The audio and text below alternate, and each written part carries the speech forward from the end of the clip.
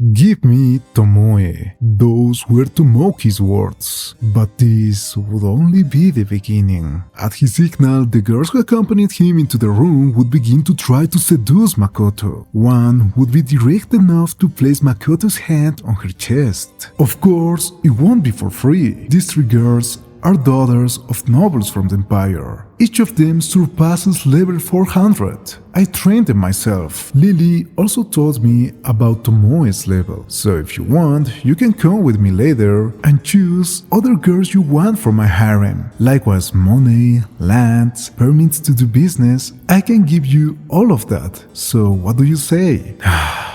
It seems he's using his charm spell to have a life full of comforts.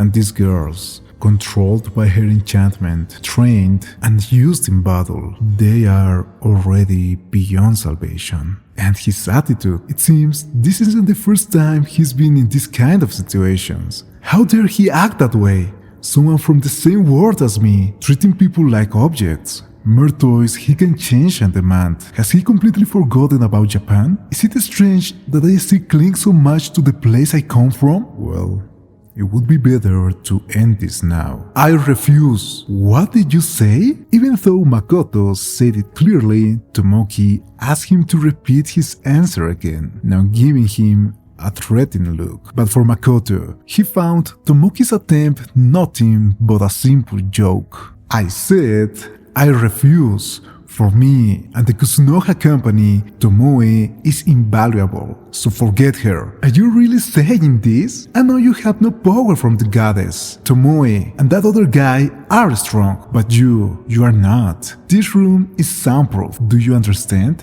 You can't beat me. Would you prefer to be beaten until you cry and accept my offer? Are you an idiot? Makoto had already realized that Tomoki was using a magical tool to measure his power, so neither he nor Hibiki could perceive the true strength Makoto has. You know, there was no point in giving you my real name if you're not even going to use it. Besides, how can you know someone's powers when you have just met them? Do heroes specialize in lying? Are you the type that barks but doesn't bite? At that moment, swords will be pointed at Makoto's neck, heart, and wrists. Needless to say, it was the work of the three girls who had sat next to him. But despite this, Makoto knew there was no problem. He was already covered with his mana armor, and he knew none of them would be able to reach him. But no one could realize this yet, since Makoto was hiding his mana armor with his concealment kai. But Tomoki, completely confident, would continue. Can you keep talking now, Makoto? And the reason Tomoe follows your orders is that you are a tamer. You have the power to make monsters and dragons follow your orders, isn't that right? He's completely wrong, but I do appreciate that he raised the weapons first. He started. I guess that lightens my conscience a bit. At that moment, Makoto would reinforce the walls and the soundproof barrier of the room. Just as he would secure the door at the moment, a scream from one of the girls would be heard as her sword flew away. Makoto would stand up and position himself in front of Tomoki. If you thought I was going to keep my composure like any other merchant, you are mistaken. And if I don't hit you right now, Tomoe would be angry with me. And even if she didn't, I would still hit you. Noticing the change in Makoto's gaze and attitude, Tomoki would call for the help from the girls. But before they could make the slightest move, Makoto would have already extended the arm of his mana armor to cast a sleep spell on them. And then, grabbing Tomoki by his head, Makoto would easily lift him. In fact, the resistance Tomoki put up against this was so weak that Makoto would question the strength of the heroes, and he would slam Tomoki's face directly against the ground. Then Makoto would kick Tomoki, sending him flying until he crashed into the wall.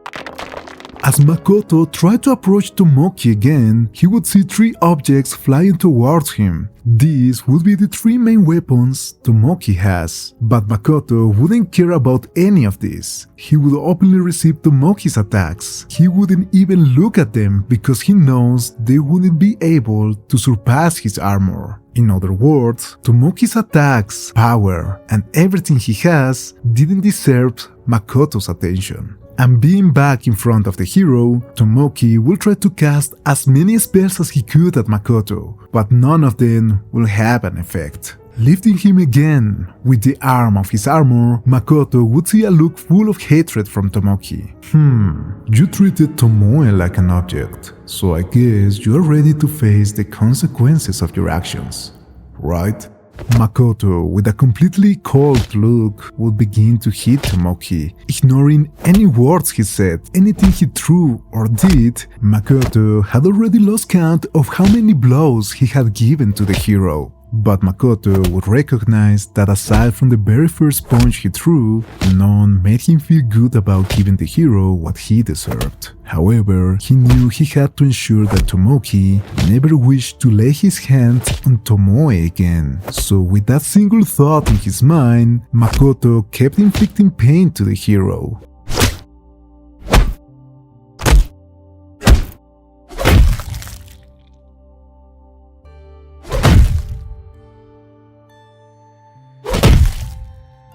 When he finally let go, Tomoki would be curled up, covering his head with his arms. It's great that I am weak, don't you think?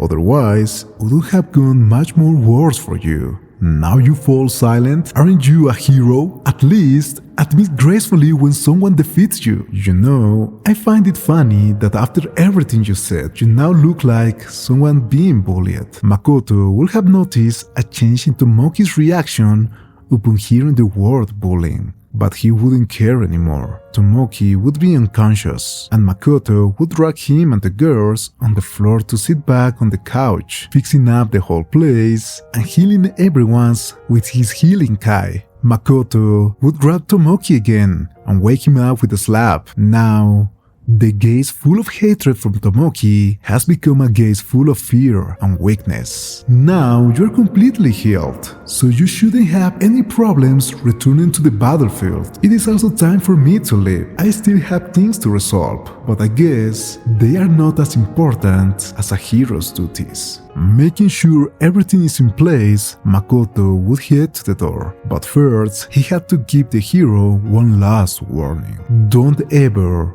wish for Tomoe again. No, don't ever wish for anything or anyone from the Kusunoha company. If it happens, whether intentionally or by accident, I will not forgive you. I don't care what you do with your charm spell, as long as it doesn't involve one of mine. Makoto had made his intentions clear, not only against the hero, but against anyone who would try to use him. If anyone tried to do something with the Kusunoha company, he will not be merciful. Not telling Princess Lily and the other countries at the time is the reason everyone tries to take advantage of the Kusunoha company. So this is something Makoto has to make clear. Even if this could create friction with others, it would simply be a price he's willing to pay. That way, Makoto would leave the castle, looking at the sky with a sigh. But it was not because he was feeling regretful. It was because, for the very first time, Makoto